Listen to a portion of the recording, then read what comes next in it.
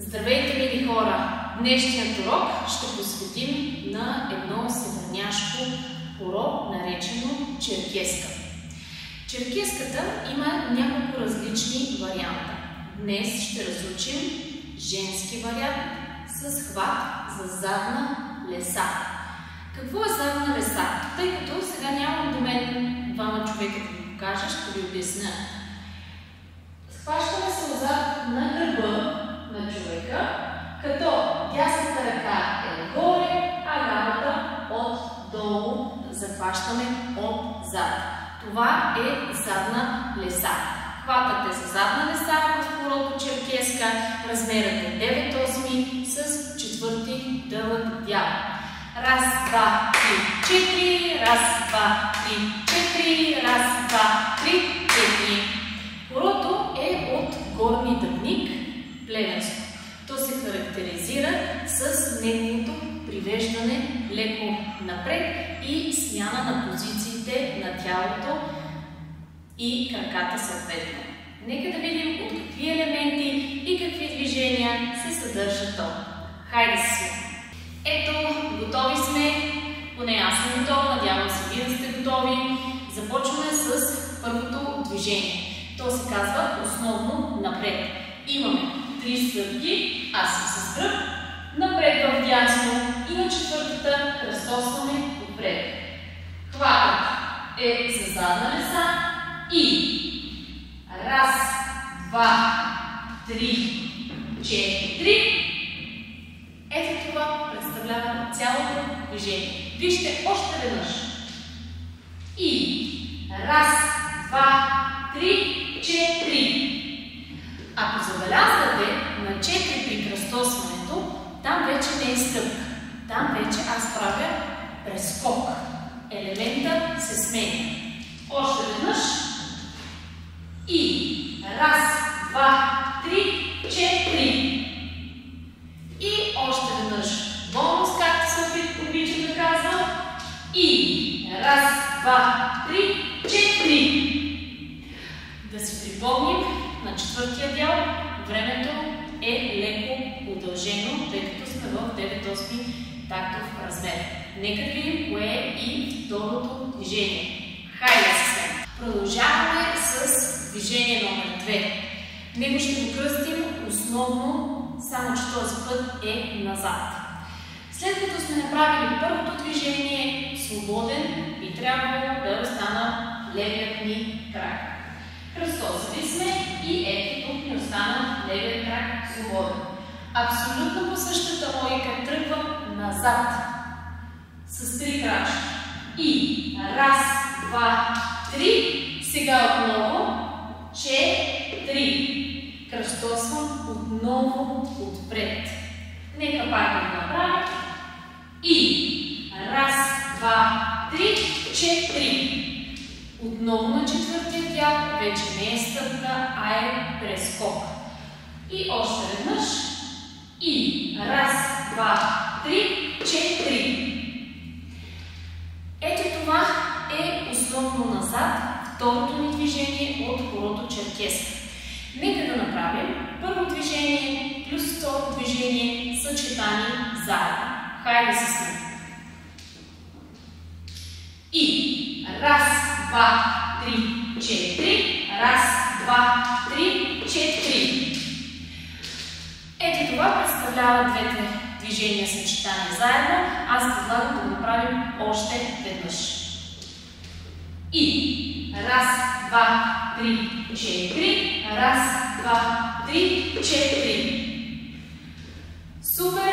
Сега е време да ви кажа, че двете движения се изпълняват за 4 такта. Напред, назад. Още веднъж напред и още веднъж назад. Нека заедно да направим 4 такта с нашите две движения. Хайде се! И раз, два, три, четири. Раз, два, три, четири. Раз, два, три, четири. Раз, два, три, четири.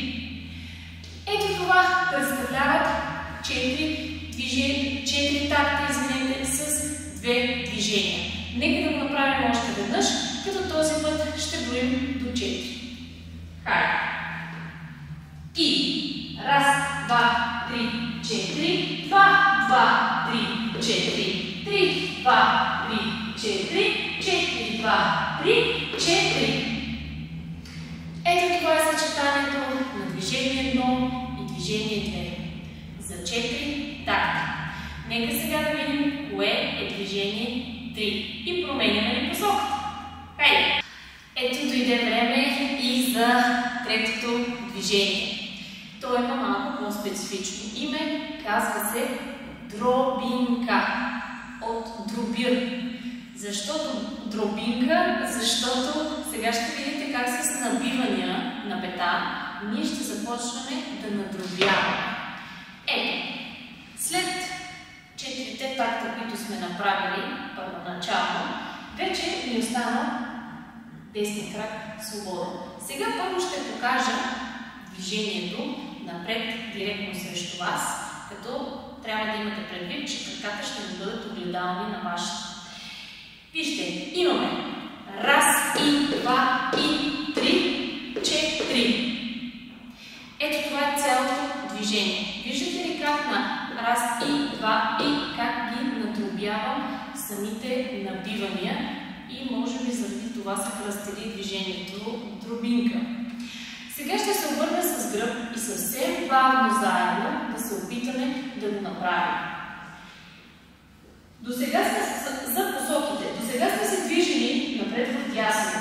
Когато започне на петия такт движение 3, се обръщаме директно към центъра на нашия полукръг, на нашето хорце.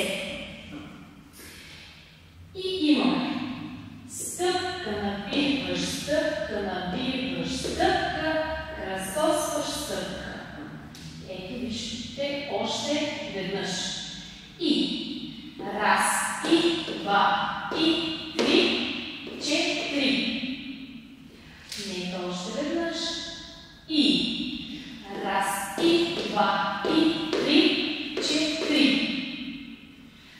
Сега, аз в момента го правя на място, тъй като трябва да научим къде стъпваме, къде набиваме, къде кръстосваме. Но движението се изпълнява напред към центъра на полукръга. Ето така. Отново съм огледала. Раз, и два, и три, 4. Виждате ли как смело тръгвам напред към вас. Сега ще се обърна с гръб и ще го направя с вас бавно с гръб. И раз, и два, и три, 4. Хайде още веднъж. И раз, и два, и три, 4. И последно. И раз, и два, и три, 4.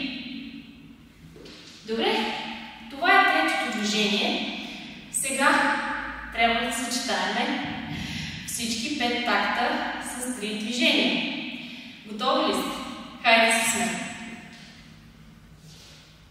И раз, два, три, 4, 2, 2, 3, 4, 3, 2, 3, 4, 4, 2, 3, 4, 5, 2, 3, 4. Видяхте ли как рязко се обърнах към центъра на моят въображаем, разбира се, полукръг, тъй като до мен няма други другари.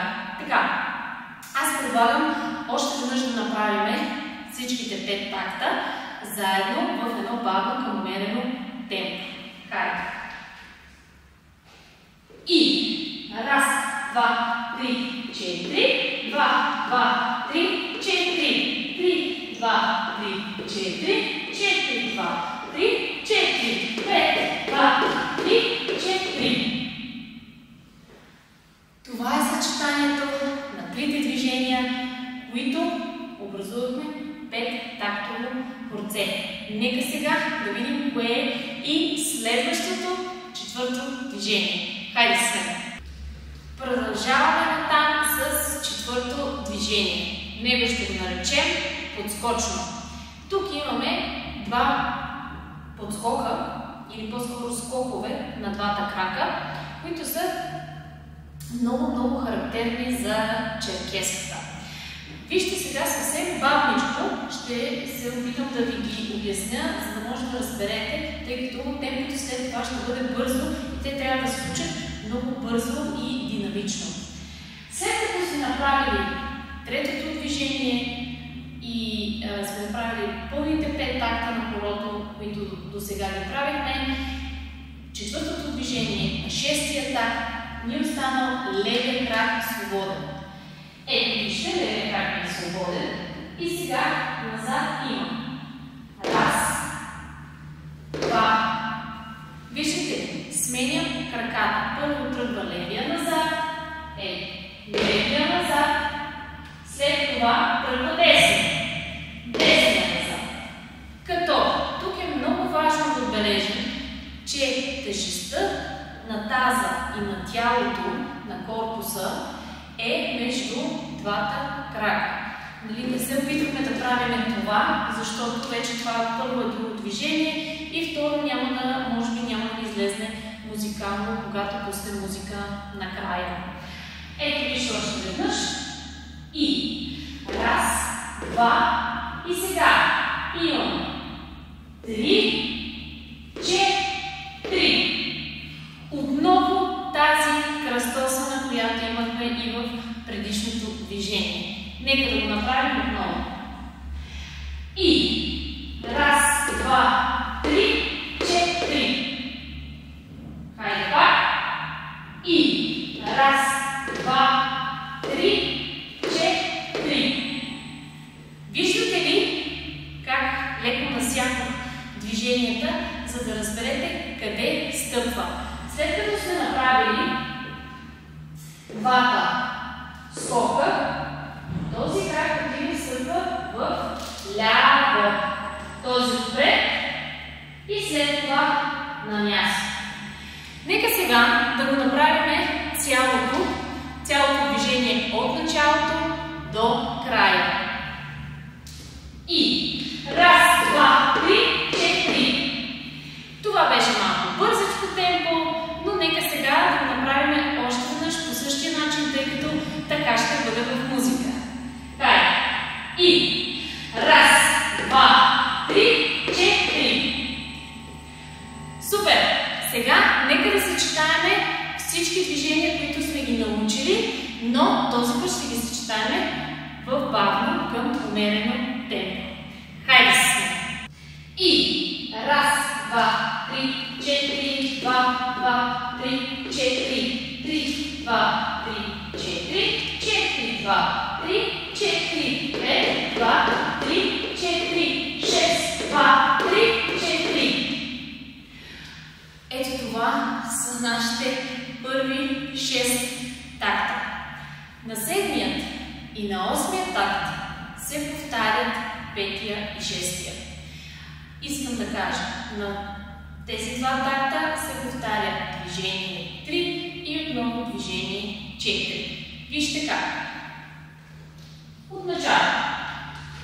И раз, два, 3, 4, 2, 2, 3, 4, 3, 2, 3, 4, 4, 2, 3, 4, 5, 2, 3, 4, 6, 2, 3, 4, даваме.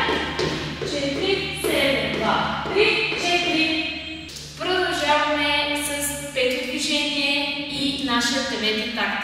До сега с 4 движения сме направили 8 такта от хорцето. Сега следва пето движение кръстосано и 9-тият такт. То се изпълнява само за един такт. Забравих да ви кажа, че първото е 12 такта. Така че имаме още няколко след това. Вижте, останали сме след 8-я такт и четвъртото движение сме останали с десния крак свободен. Сега, първо всъщност ще го направя напред към вас, за да видите посоките. Тъй като тук нямаме много специфични елементи в краката, по-скоро имаме посоки. Ето задна претеница, започваме с огледално, имайте го предвид. Започваме. Раз и, два и, три и, четири.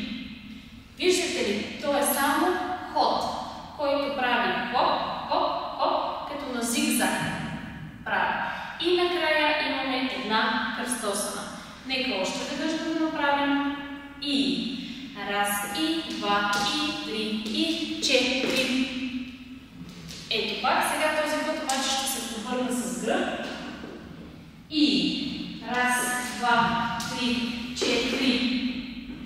Отново на четвъртия дял имаме прескок. Там вече стъпката я няма. Нека още веднъж да го направим. И. Раз и, два и, три и, четири. Ето това е петото движение кръстосано и деветият такт на хорото. Сега предлагам да го направим от началото до деветия крак, извинявайте, такт, не крак, да го направим заедно. Хайде се сме. И раз, два, три, четири, два, три, четири, три, два, три, четири, четири, два, три, четири, пет, два, три, четири, шест, два, три, четири, седем, два, три, четири, осем, два, три, четири, раз, два, три, четири. Ето това е 9 такта от хорото черкеска. Хайде сега да видим бързо кой е 10-тият такт, следващото движение. Хайде сега. Ето стигнахме 10-тият такт от нашата колце, почти на финала сме. Вижда се. Тук нямаме ново движение. Тук имаме повторение на движение 3, дробинката. Ето вижте, останала десния крак свободен и отново имаме раз, два, три, четири. Единствената разлика тук е, че отделе правихме дробинката, като аз ви казвах смело напред. Този път, тъй като вече сме се придвижили напред с предишното движение, този път дробинката е назад. Ето вижте отново. И раз, два, три, четири. Ето още веднъж. И раз, два, три, четири. Това е 10-тият такт от нашото хоро. Нека да съчетаем всички 10 такта в бавно, умерено темпо. Хайде се сме. И раз, два, три, четири, два, три, четири, три, два, три, четири, четири, два, три, четири, пет, два, три, четири, шест, два, три, четири, седем, два, три, четири, осем, два, три, четири, девет, два, три, четири, десет, два, три, четири. И останахме с левия крак свободен. Хайде да видим кой е и 11-тият и директно и 12-тият такт. На миналия слайд ви казах, нека да видим кой е директно 11-тият и 12-тият такт. Това е така, защото тук нямаме вече нови движения. Тук имаме повторение на вече научените от нас движения. На 11-тият такт отново правим движение кръстосано. А на 12-тият такт отново правим дробинката и отново тя е назад. Обаче, този път, ако се сещате, ни остана левия крак свободен и започваме кръстосаното с левия крак напред. Вижте как. И раз, два, три, четири. И сега повторение на дробинката. Раз, два, три, четири. Разбира се, нека още веднъж да го направим с левия крак. Поне на мен лично винаги ми е една идея по-трудно. Нека пак да го направим. И раз, два, 3, 4. Раз и 2, 3, 4. Сега ще броим 11, 12. И 11, 2, 3, 4. 12, 2, 3, 4. И с това слагаме точката. Хорото завършва. Хорото е дълго, 12 такта, не е малко. Може би ще трябва малко повече време да отделите на движенията и разбира се на съчетанието им, но пък е толкова красиво да се гледа и да се танцува, е такава наслада за душата. Така че нека да не губим повече време и да го направим цялото. Хайде се сме. И раз, два, три, 4, 2, 2, 3, 4, 3, 2, 3, 4, 4, 2, 3, 4, 5, 2, 3, 4, 6, 2, 3, 4, 7, 2, 3, 4, 8, 2, 3, 4, 9, 2, 3, 4, 10, 2, 3, 4, 11, 2, 3, 4, 12, 2, 3, 4. Ето това е цялото черкеско хоро. Не ми остана нищо друго, което да кажа за него, освен нека да го пробваме с музика. Хайде с мен!